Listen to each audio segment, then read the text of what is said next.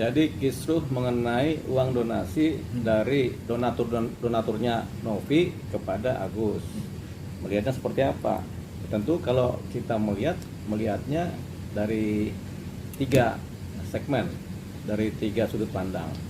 Sudut pandang pertama moral, sudut pandang kedua etika, sudut pandang ketiga adalah hukum.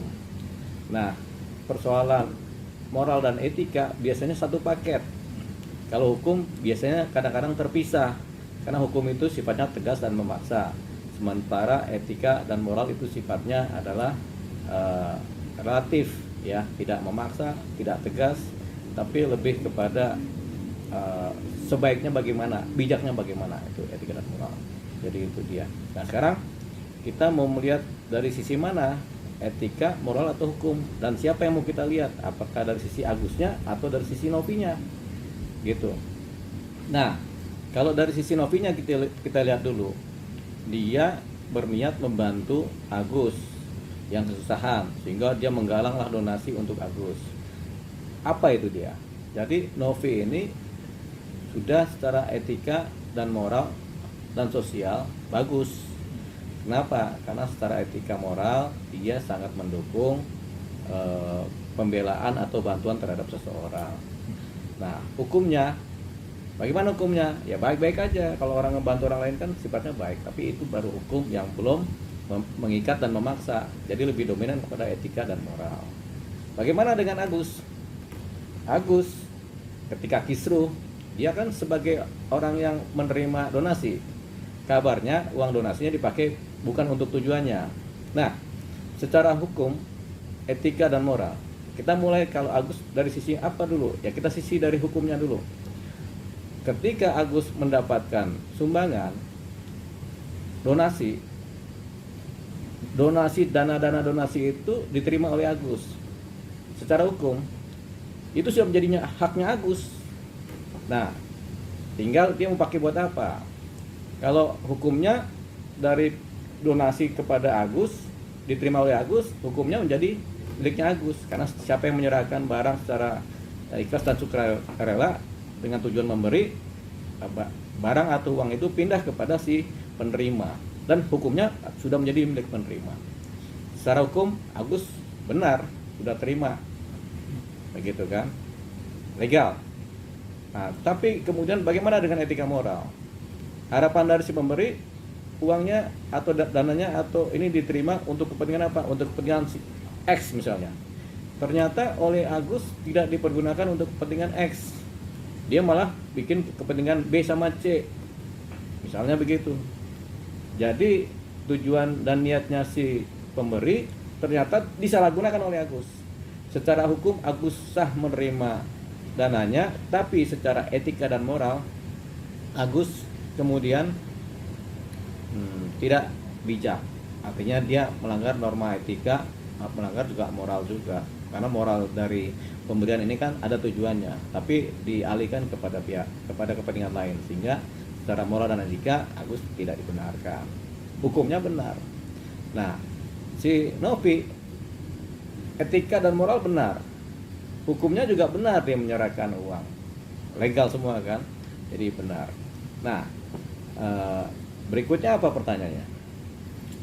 Nah, gimana nih Bang kalau melihat dari sisi hukum, kalau tidak adanya perjanjian tertulis, Agus menggunakan uang donasi untuk kebutuhannya, gitu gimana Bang? Jadi kalau tidak ada perjanjian tertulis, ya itu sah-sah saja secara hukum buat si Agus. Dia menerima dana lewat omong-omong doang, lisan, perjanjian lisan, sah saja dia terima uang. Yang penting Pak sah, terima uang atau terima donasinya sah. Apa yang enggak sahnya atau tidak bijak atau tidak baiknya adalah ketika uang yang harus peruntukannya buat kepentingan X ternyata dipakai untuk kepentingan lain, kepentingan B sama C. Nah, disitulah tidak hukumnya tetap sah, tapi etika dan moralnya tidak dibenarkan. Jadi Agus ini salahnya di etika dan moral, bukan di hukumnya. Di etika dan moral dia tidak benarkan. Sebaiknya ya kalau tujuannya orang memberi buat ini, dia juga harus punya tanggung jawab moral, tanggung jawab etika untuk ya udah untuk dipakai untuk kepentingan ini, jangan kepentingannya lain, gitu. Itulah tidak dibenarkan seorang Agus di sisi etika dan moral. Kalau hukumnya sih dia benar-benar aja terima uang kan sah. begitu, terima sumbangan sah.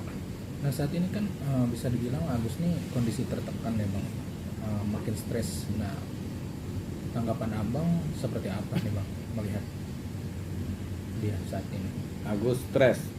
Kalau kita berkacamata pakai ilmu psikologi ya, Agus yang stres ini dia tertekan kan, berarti kan ada beban yang dia tanggung, ada rasa yang dia tanggung. Rasa ini tentunya rasa bersalah, rasa tidak enak, rasa malu, rasa kecewa. Itu kemudian membuat dia menjadi stres. Setiap stres kan salah satu kita bisa penyebab stres kan kita bisa analisa. Nah itu dia dalam kasus ini, rasa bersalah iya, rasa malu iya, rasa nggak enak iya, sehingga timbulnya stres ke dia. Jadi kalau dia masih ada rasa stres terhadap apa yang dia kerjakan, ini sebenarnya dia masih orang yang baik juga sebenarnya, bukan orang yang buruk. Karena kalau orang yang buruk karakternya udah ini tetap aja nggak merasa stres, biasa aja, bodo amat, yang penting gue udah terima ini putusan gue, itu hukumnya udah gue terima menjadi milik gue buat apa kek itu urusan gue, kan begitu bahasanya. Nah si Agus ini karena masih ada stresnya juga, berarti sebenarnya dia orang baik sebenarnya, cuman mungkin dia kepepet menyalahgunakan keuangan. Nah menyalahkan keuangan juga nggak salah juga, karena uang jadi uangnya dia, dana jadi dana dia, hukumnya. Tapi etika dan moralnya ya tidak bisa dibenarkan, karena dana ini kan untuk kepentingan pengobatan, kenapa buat bayar utang gitu, seperti itu. Nah sekarang begini, katanya si Agus melaporkan si Novi ke kepolisian karena pencemaran nama baik. Secara hukumnya lagi, ini karena Novi ini dilaporkan karena dia menceritakan tentang negatifnya si Agus di medsos, di podcast. Nah, maksudnya si Novi mungkin bagus untuk menerangkan apa yang terjadi, tapi hukumnya salah, karena kita nggak boleh menceritakan keburukan seseorang di publik. Keburukan seseorang itu masuk kepada pencemaran nama baik. Jadi si Novi benar secara moral ingin menjelaskan kepada publik bahwasanya uangnya disalahgunakan, tapi secara hukum dia salah karena dia menceritakan keburukan orang lain gitu. Nah si Agus ketika dia membuat laporan polisi terhadap Novi, dia hukumnya benar, dia melakukan ya sudah, karena gue dicemarkan, gue laporkanlah si Novi ini ke kepolisian karena pencemaran nama baik aku. Dia benar secara hukum. Novi secara hukum salah, tapi secara etika moral dia benar, dia niatnya baik, pertanggungjawaban publik begitu. Jadi dua-duanya salah apa dua-duanya benar? Ya dua-duanya ada benarnya, ada salahnya. Novi lebih banyak benarnya secara etika dan moral. Kalau si Agus benarnya di sisi hukumnya aja, lebih banyak di sisi hukumnya aja. Tapi apakah hidup semua hubungan antar manusia itu hanya hukum semata? Jawabannya tidak. Karena hukum itu landasannya adalah etika dan moral. Tanpa etika dan moral, hukum dan keadilan menjadi tidak bermakna. Begitu. Jadi kalau kita cuma mengandalkan hukumnya aja, ya sudah, kita kehilangan roh keadilan. Kehilangan roh keadilan kenapa? Karena etika dan moral tidak dipakai. Kasus seperti ini antara Novi dengan Agus baiknya diselesaikan secara baik-baik, jangan secara hukum juga begitu. Jadi baik-baik aja lah, salah paham biasa kan begitu. Agus juga diingatkan aja. Novi sebenarnya bisa mengingatkan Agus tanpa perlu lapor-lapor ke publik kan, Pak Gus ini udah salah nih, kau menjalankan amanah kan gitu kan tidak amanah. Agus juga lihat kita minta maaf. Nah karena sudah ini tersampaikan ke publik, Agus bikin laporan polisi. Novi juga terjebak karena cerita dan omongannya di podcast. Mau nggak mau mereka harus berdamai. Agus juga harusnya tahu etika moral, bahwasanya udah ditolong jangan begitulah gitu, jangan gigit maksudnya gitu kan. Kalau Novi kan pikiran gitu, udah ditolong jangan gigit lah kata Novi kan. Tapi jadi dananya itu dipegang sama Novi, dikembalikan ke Novi. Novi belum kembalikan ke donatur. Nah, jadi kalau dana ini kemudian dikembalikan, Novi wajib mengembalikan dana ini kepada para donaturnya, jangan ditahan begitu. Jadi karena amanah tidak tersampaikan ke Agus, ya Novi wajib mengembalikan uangnya kepada para donaturnya. Bahwasanya ini tidak amanah, kembalikan aja. Jangan ditahan juga menjadi persoalan hukum lagi nanti oleh si masyarakat, si donatur begitu kan. Nanti dianggap menggelapkan lagi uang donatur kan oleh Novi kan. Dan image sudut pandang masyarakat juga bisa berbeda terhadap Novi ini. Jadi kalau uang sudah dikembalikan ke yayasan dia, dipegang dia, buru-buru dia kembalikan kepada donatur. Udah saya kembalikan kepada donatur supaya dia lepas dari pandangan-pandangan negatif dari masyarakat. Begini, Novi udah kena dilaporkan ke polisi oleh Agus. Apakah Novi masih mau nolong Agus sementara dia sudah dilaporkan ke polisi? Jawabannya kan tidak. Ya kan nggak mungkin lagi itu posisinya begitu. Orang sudah digigit masa masih mau nolong lagi? Jawabannya tidak. Jadi uangnya atau dananya sebaiknya dikembalikan kepada donatur. Udah nggak usah dikasih ke Agus lagi daripada berpolemik lagi, daripada persoalan. Ya udah, kembalikan kepada donatur. Novi akan bilang, oh saya menolong orang yang salah, kan begitu. Nggak punya legal standing seorang Farad mengaudit yayasan milik Novi. Ya yayasan itu sifatnya sosial. Kemudian audit ini hanya bisa datang dari negara atas kondisi-kondisi tertentu. Misalnya ada peralihan saham, peralihan kepengurusan atau yayasannya kemudian ditutup. Nah itu baru negara yang atur. Jadi siapapun pihak ketiga nggak bisa kemudian melakukan yang namanya mengaudit terhadap yayasan tertentu. Nah ini gimana nih Bang sini?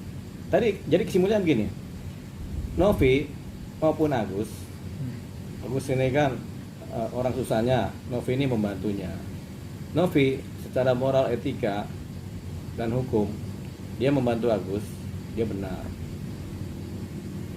Nah, Agus secara hukum menerima bantuan, dia benar. Tapi ketika bantuan itu disalahgunakan secara moral dan etika, Agus tidak benar. Gitu.